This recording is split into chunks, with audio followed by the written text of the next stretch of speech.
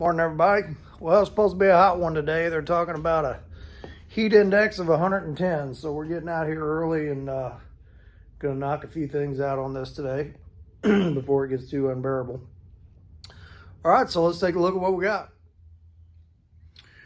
All right, so here's what we're gonna do today. I want to get this window back out of this thing. And then this channel up in here, I never really have cleaned that good. It's got like, there's some goo up there that they put behind that channel that bolts in there. Some kind of, I don't know what it is. It's something black and sticky that looks like it's gonna be no fun at all to get off. So we gotta get that off, maybe both sides. And then I never really have cleaned this channel out good. So we're gonna do that. We're gonna do this, maybe that side, and if we haven't passed out from heat stroke by then maybe we'll do something else. But okay, so let me get all that going, and we'll see what's up. Okay, so I am gonna paint this with the doors on. But one thing I like to do when I do these is pretty much take everything off these doors. I like the latches out, the jam latch off. I took the switch out. Anywhere there's, I've got a little goo there, I'm gonna have to clean that up. So I might have good enough access. I can spray that color in there, and the color is really, really close, and what's there looks pretty good. So, but I just like to get all that stuff off that door. There's little plastic pins here. I don't like painting around any of that stuff. So it's a little more work, but it's nice detail stuff that you notice when people take the time to do that, and they don't paint around things, and you get a bunch of weird overspray on stuff. And so I'm gonna take off, I had to figure all this out, so I had to lengthen rods and stuff, and lengthen the track. And so this is all the driver's door stuff. So I'm gonna keep all this together, and I'm gonna take all these bolts and the switch and the screws, these little plastic pins. I'm gonna put all that in a Ziploc bag and just tape it to that plexiglass. I put the screws back in holes where I can so I don't lose them. Put the nut back on here so I don't lose it, and just keep all that together. I still have to do all this for the other door, because the door was lengthened, so I got to lengthen the rod for the door handle. I got to change this too. The spring's broken out. I think I got some more of them though. So anyway, just a couple of pointers that'll, now I can really sand this door, these edges, sand this edge, make it all nice. I am going to tape around the VIN tag. I don't want to drill those rivets out. Those rivets or screws? Yeah, those are rivets. So I'll just tape around that. But everything else looks so much better if you take the time to take it off and not paint around stuff. Okay, just a little quick pointer, and let's get back on. Also, I forgot I got some bare metal in here from where I patched these doors. I need to wipe that off with something and just shoot some Rust-Oleum or something on it so that doesn't start rusting on me. All right, so let me get this back window apart, and I'm gonna start cleaning some goo. Well, I thought this thing would be great at removing that goo out of that door channel, window channel. Not good, because it just sprays black stuff everywhere. So, only way to do it, putty knife, razor scraper, lacquer thinner, and a rag, elbow grease, and patience. So I'm not gonna clean all that crap off the car. So don't do that.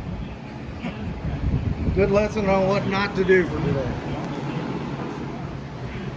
That's cleaning up pretty good. It's a lot of scrubbing. But before I shoot that, we'll take some sandpaper and go over it again. I got, so you can see this black stuff here. It's like tar. I don't know what the heck it is. Whatever they glued that channel on with. Just about got it all. Alright, so I'm going to keep working on this. And then once I got this, I think we'll move to the back window channel and get it cleaned up. And then I need to sand all of this. I'll probably just take some, just take some 180 and go over everything, wipe it, get any goo off it. There's some goo there. Wipe it off good. Probably might use the epoxy primer on there. Just shoot a little coat of that on there for adhesion, and then we'll spray the color over that when we paint the door jambs. So I think that's what I'm gonna do. All right, we're getting down to the detail sanding on this side, which is good.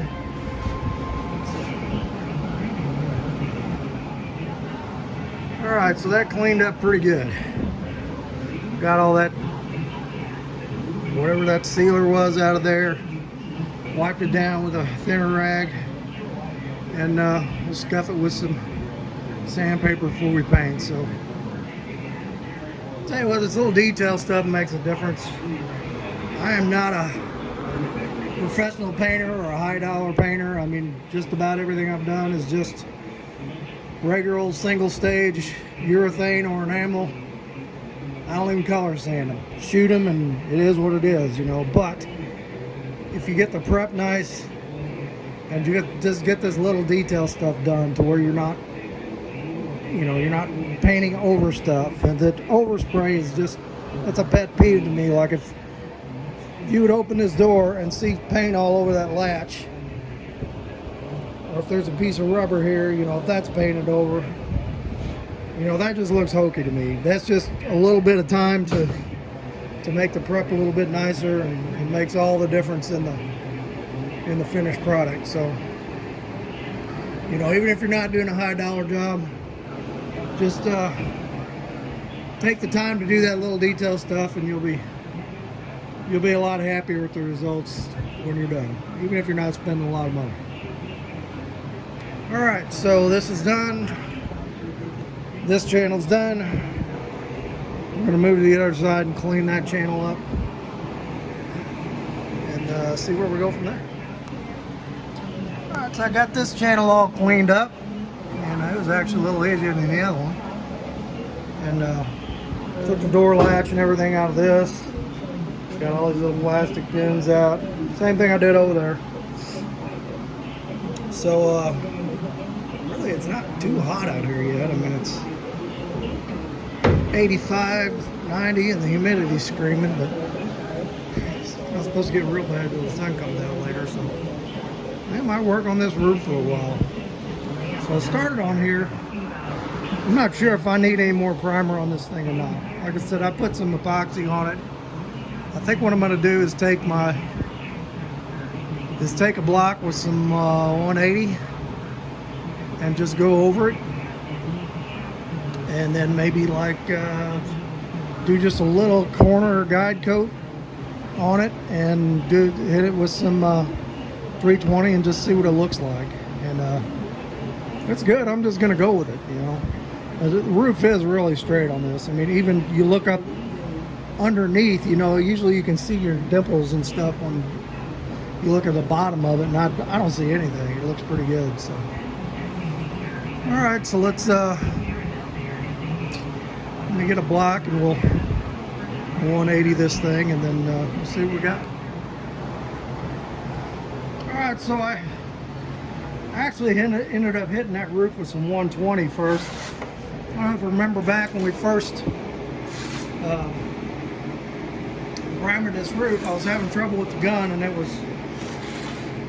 it was coming out kind of dry, and it was kind of grainy. So I took the block, 120'd it, went back and 180'd it, and it feels pretty good. But there's a couple of, like here, there's just a few spots I started coming through the primer on. And I wasn't bearing down on it with my block. I was just kind of letting it float. Got one there. So I really think this roof needs at least one good heavy coat of 2K, just as a final touch, and then we'll sand that out before we paint.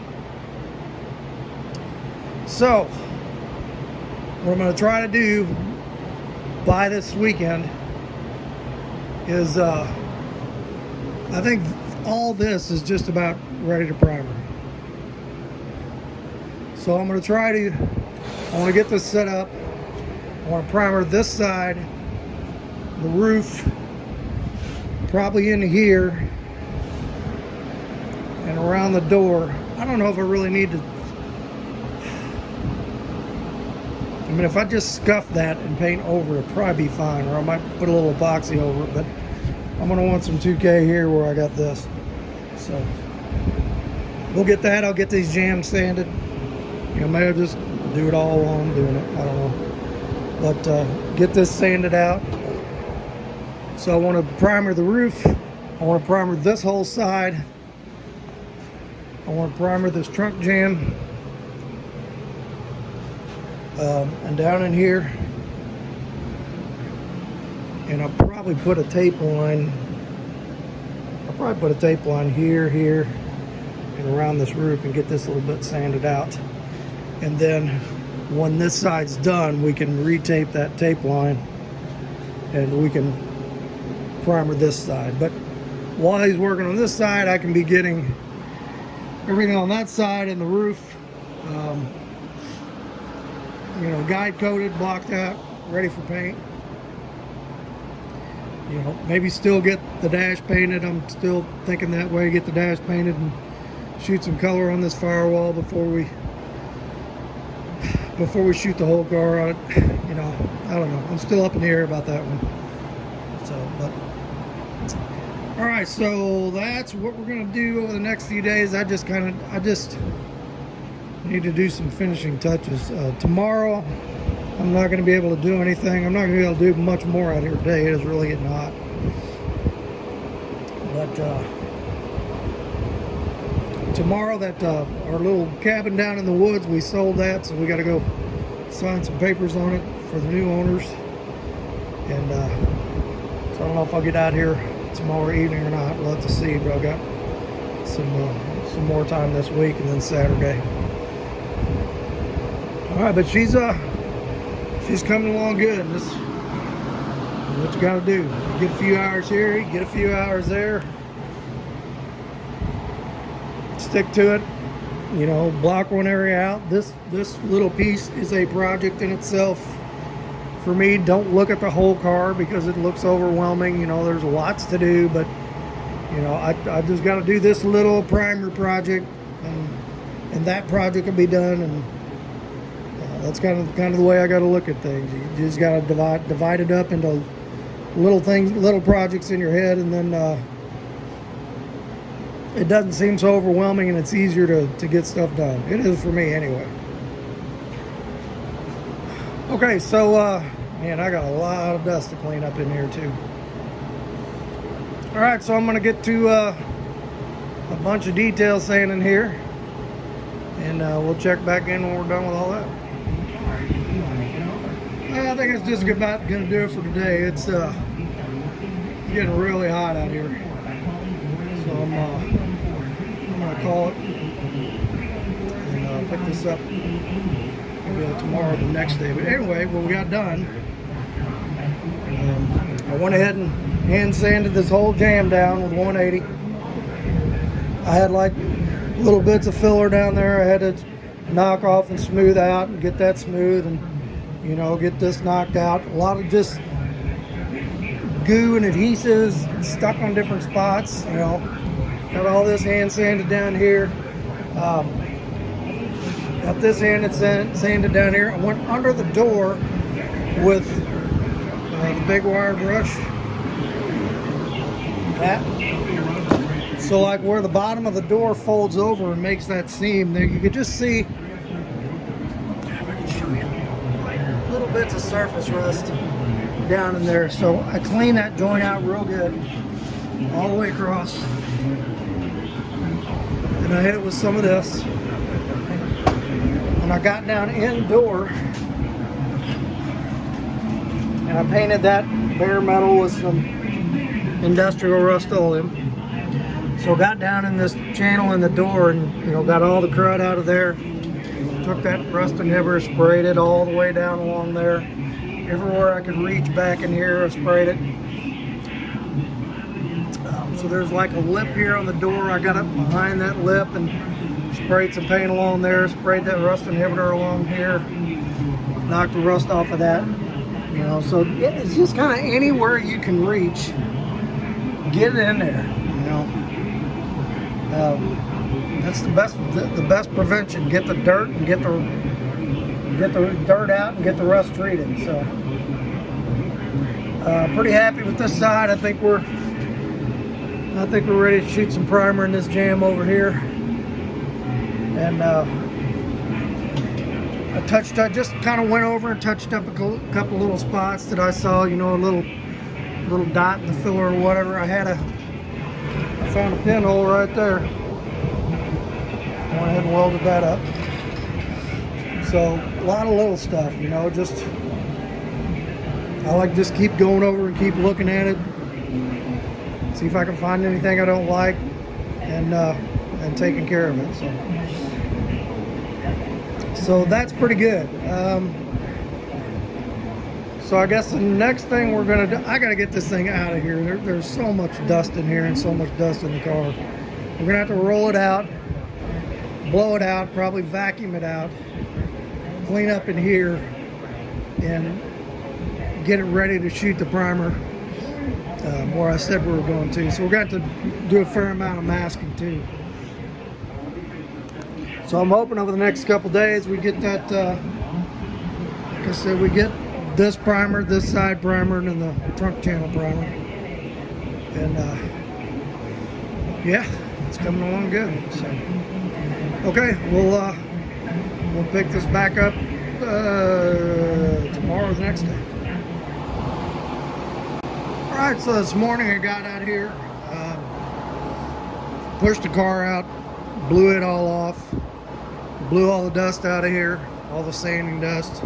Got to give myself somewhat of a clean environment to work in. I'm not going to worry about putting up plastic yet. Because like I said, we're just going to shoot some primer on this thing in a few spots. This side, the roof, those edges back there. So I'm going to do a little bit of taping off so I don't get some primer overspray on a few things. Some stuff I'm not too worried about. I'm not going to be up around the firewall. And I am going to tape the dash off. And then we're going to go over here and put a tape line over here. Kind of tape this side off, you know, up in here along this body line, If I get a little overspray primer on that, I'm not too worried about it. You know, we've got more sanding to do over here. But all right, that's what we're going to do today. Got a lot of taping to do, a lot of wiping down to do. We're going to get some primer in that door jamb over there. I think, like I said, I'm going to do the epoxy on some parts, and then where I got some filler, I'll do the 2K, because I really don't want to color sand that whole door jamb down. Don't really need to, especially on the parts that, you know, just got the old paint on it or are going to be covered up. So all right, so lots of little stuff to do here, and hopefully today we're spraying primer. It's probably going to take me several hours to get this taped and wiped down and all that, but I should get it going today. So all right, let's get going and see what we got. Okay, so we've got her taped up, got everything wiped down. Just kind of went over it with a fine tooth comb, rubbing on it and fine, you know. I have a little blob of filler here and there that need to be sanded down. And, you know, there's another one. I'd find a few things here and there, but I think we're in pretty good shape to go ahead and shoot it. So I'm going to go ahead and mix up some primer, and we're going to get onto the roof first, and then go down and get the body. I'm going to go over one last time with a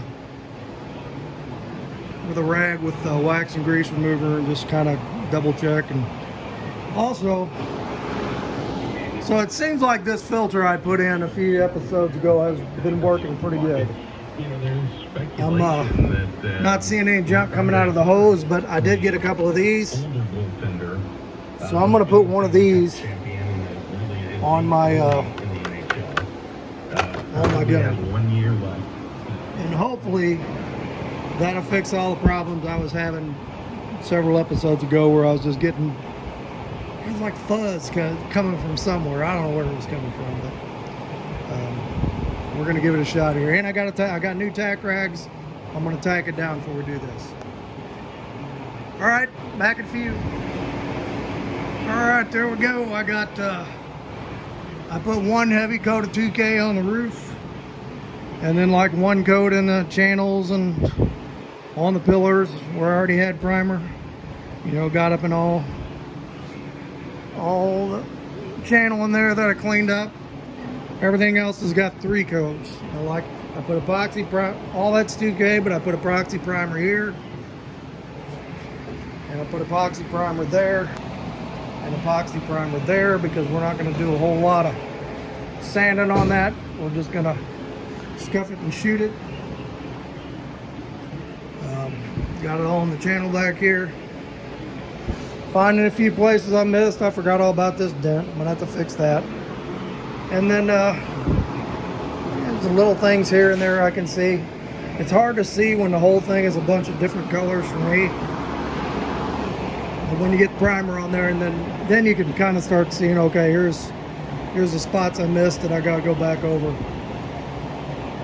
So we're going to let this cure for a day or so, and then I'm going to go ahead and block out the roof, because I think it needs the least amount of work. So we'll get that done, and then we'll just we'll start on this door and move our way back and get this whole thing guide coated and blocked out, and whatever repairs we got to do fixed. You know, I saw some areas that had some kind of heavy scratches in it. I don't know if that's going to block out or not. We'll have to see. Definitely saw some pinholes we got to fix. Hey, here comes rain. But pretty happy that I got this far with it today. And now we're just going to let it sit and cook a little bit, and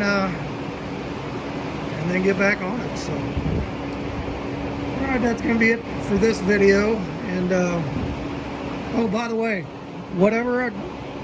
all the stuff I did with the gun and the filter worked. No problem with fuzzies anywhere on this thing. So I don't know what it was. The little filter on the gun is clean. So there's nothing in there. The filter and desiccant dryer I put over on the air dryer. You know, it's making some condensate, but you know, the desiccant is still, it's starting to turn. Get that water out of there. Yeah. It's definitely picking up the moisture like it should, so that's good. Okay, well we'll go inside and see what the Lord's got to say at the end of this video, and we'll call this one good.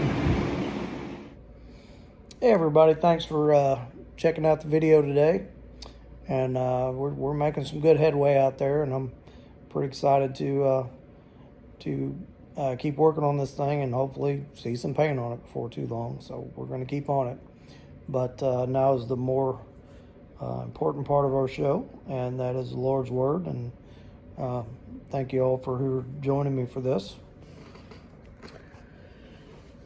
So it has been kind of a thought-provoking week for me with my sister passing away, and our family is all gathered together, and we've um, fellowshipped and talked about her and talked about our parents who have passed, and what a wonderful Christian woman Julie was, and our mom was, and just the many things we learned from them. And I'm also this week I'm officiating a wedding for some friends tomorrow Sunday night, and just kind of thinking about how all that fits together, our relationship with Christ, and the parables he taught about how our relationship with him kind of is like our relationship with our spouse. Um, um, and just a lot of thoughts going through my head this week.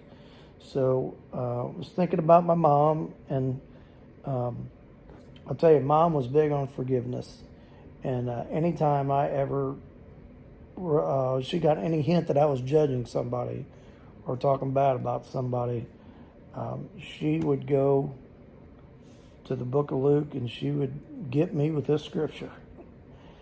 And so this is when Christ was hanging on the cross with the two criminals on either side. This is Luke chapter 23, verse 39. And it says, one of the criminals who were hanging there was hurling abuse at Jesus, saying, "Are you not the Christ? Save yourself and us." But the other answered and rebuking him said, "Do you not even fear God, since you are under the same sentence of condemnation?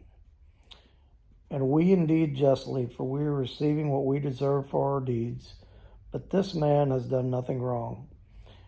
And he was saying, "Jesus, remember me when you come into your kingdom." And Jesus said to him, "Truly I say unto you, today you shall be with me in paradise." So that is such an awesome scripture, because we see a man who we believe was not saved until this point. That he had probably led a bad life, and obviously he was a criminal and he was condemned, and he admitted that he was getting what he deserved. But just the fact that he recognized who Jesus was, he was saved in that moment, which is awesome. And a lot of times I needed that lesson from my mom. The other lesson in this is that this was awful close to his last breath when he when he accepted Christ into his heart. So can you wait until it's too late? And yes, you can. And if you do, you'll be judged, and you'll not make it into heaven, and you'll be rejected. And it's not because Christ doesn't love you. He's given us every chance through our entire life to make this decision. But we have to make it before it's too late. And if we go back a little bit further, go back to the book of Matthew, to chapter 25, Jesus tells us this parable. It says, "Then the kingdom of heaven will be comparable to 10 virgins who took their lamps and went out to meet the bridegroom. And 5 of them were foolish and 5 were prudent. For when the foolish took their lamps, they took no oil with them. But the prudent took oil in flasks along with their lamps. And while the bridegroom was delaying, they all got drowsy and began to sleep. But at midnight there was a shout, 'Behold, the bridegroom, come out to meet him.' Then all of those virgins rose and trimmed their lamps. And the foolish said to the prudent, 'Give us some of your oil, for our lamps are going out.' But the prudent answered, saying, 'No, there will not be enough for us and for you too. Go instead to the dealers and buy some for yourselves.' And while they were going away to make the purchase, the bridegroom came, and those who were ready went in with him to the wedding feast. The door was shut. And later the other virgins also came, saying, 'Lord, Lord, open the door for us.' But he answered and said, 'Truly I say to you, I do not know you.' Be on alert then, for you do not know the day nor the hour.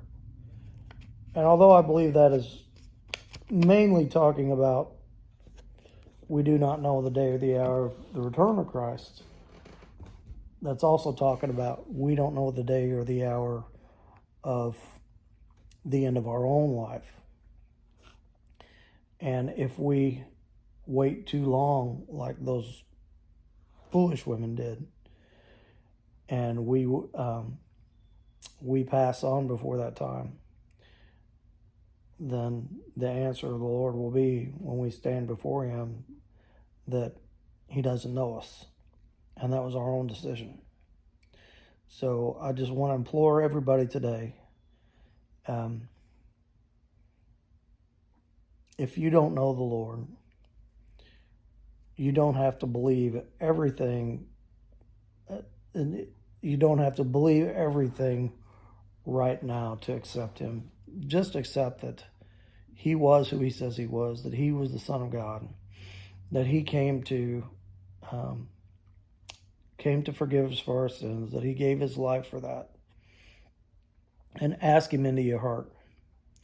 And just like when you first get married and you don't really know your spouse too well, that's kind of that beginning of that relationship with Christ, because once you ask Him into your heart, then the relationship begins. And over time and over the years, you grow with Him and you know Him better, and that relationship grows and blossoms. But it begins with the commitment, just like on your wedding day. So I hope that made some sense.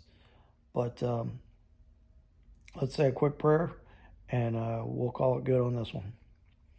Father, we just thank You for Your sacrifice, for sending Your Son for us, for loving us that much. And if there's anyone out there who doesn't know You today, even if they don't understand everything about You, just soften their hearts and open it so they're ready to make the commitment to accept Your gift and to get to know You. And we ask this in the name of Your precious Son, Jesus. Amen. Okay, hit like, hit subscribe. Next thing we're going to be doing is a whole bunch more sanding. I know that's exciting. All right, so we'll talk to you all later.